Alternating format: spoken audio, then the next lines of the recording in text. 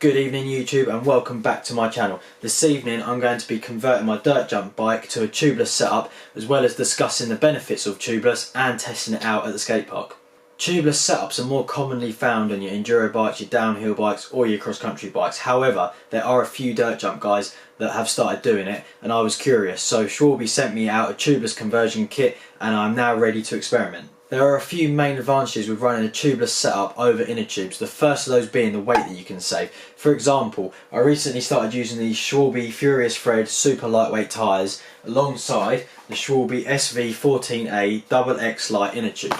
Now these bad boys only weigh 95 grams each. You have two wheels, so times that by 2 gives you 190 grams. Now that doesn't sound like a lot of weight, and that's because it really isn't. However, this is where the rotational mass comes into play, and the theory behind that is that when your wheel is spinning, the weight is times by 3, which brings you up to 570 grams, equaling just over half a bag of sugar. Without inner tubes you can save that 570 grams, and that will make a massive difference to the handling of your bike when doing tricks like tail whips and 720s. The second main advantage to running a tubeless system is the fact that it's more punch resistant than an inner tube. The sealant that's inside the tyre will plug up to a 3mm hole, which means any little thorns or stones or bits of grit that you ride over won't end your session. The other thing as well is you also can't get pinch flats, which is basically when you land on a sharp edge and the inner tube is squashed against the side of the rim, causing the tube to blow up, which can be really common when riding street, skate park or dirt jumps. Also, if you land sideways or over rotate spin, which is quite common, your tyre will roll off the rim and instantly blow the inner tube. However, with tubeless you don't have an inner tube, so what's more likely to happen is you'll just lose a bit of air pressure. Hopefully you'll keep enough in the tyre to continue your contest run or finish filming your line. The final benefit, which doesn't really impact dirt jump bikes too much because we run about 60 to 70 psi in our tyres anyway, is that on your enduro and downhill bike you can run lower pressures, which equals more grip whilst braking and turning.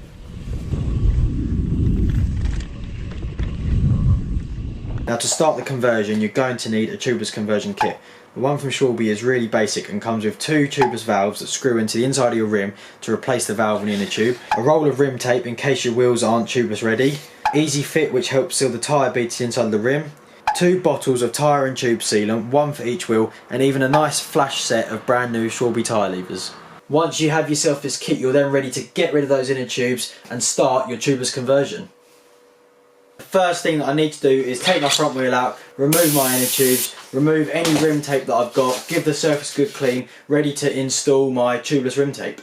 Step number 2, and it's now time to install your rim tape. I've put my front wheel back in my bike because it's going to make life a lot easier. Make sure that the inside of your rim is nice and clean so the tape's really got something to stick to. Start off opposite the valve and make sure that you pull on the tape nice and tight the whole way around and try and keep it as central to the rim as possible. When you get back to your starting point, overlap it and then cut the remainder of the tape off with a knife.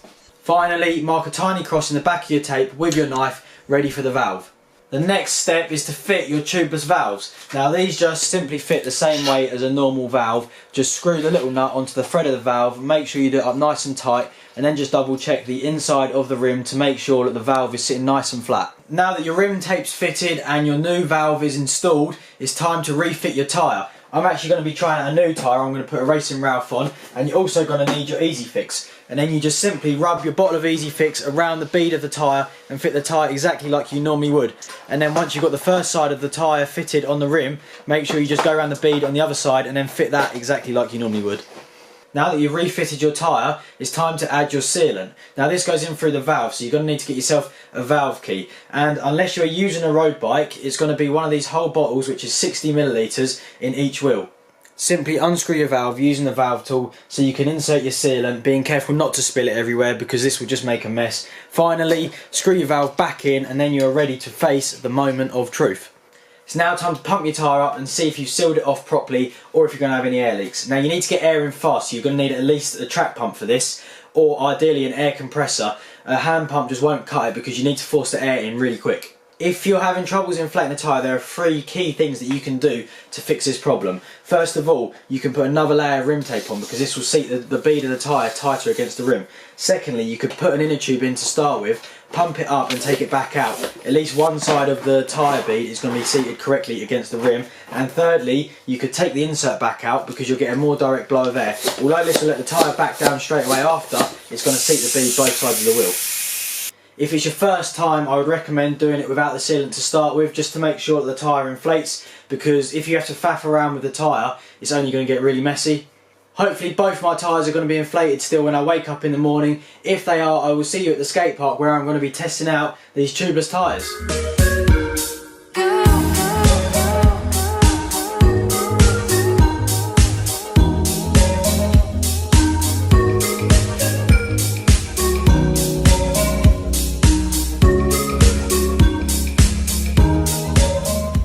Although I said in the previous clip that I'm going to go to the skate park the next day, it is actually 3 weeks later, and the reason for that is because we've had so much rain for about a week and a half, and any other time I've been on the bike I've been working on my new video edit, which does drop soon. However, the next morning when I did go down, the tubeless tyre stayed up, and it's stayed up since.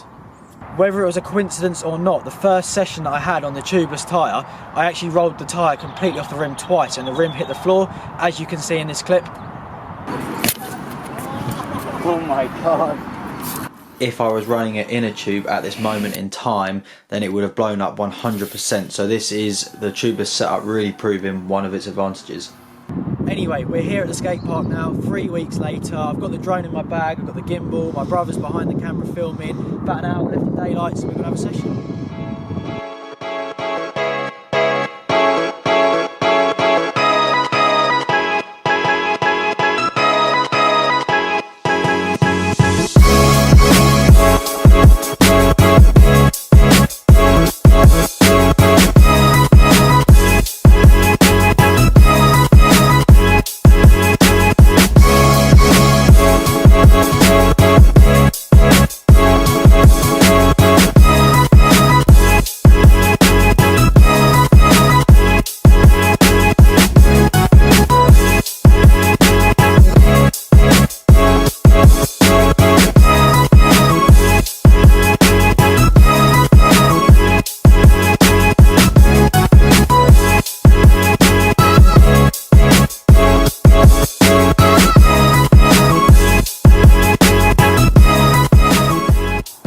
We're actually losing light super fast. Me and my brother got carried away filming with the GoPro gimbal and the drone because it's epic, as you can tell from the footage.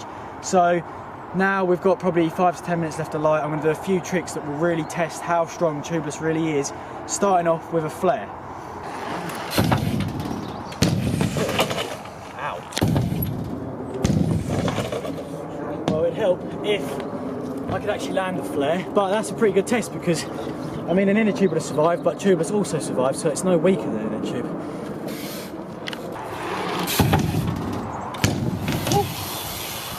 Well, I've got a tendency to land sideways and slip out in flares, so that's a pretty good test. And as I'm aware, there's no sealant leak, I didn't feel any lack of pressure or a burp, so flare passed the test. I've got a bit of a tail whip line actually. I'm going to do a tail whip into the landing, and then a tail whip air, and a foot jam tail whip. Let's get it done. Oh. Ah!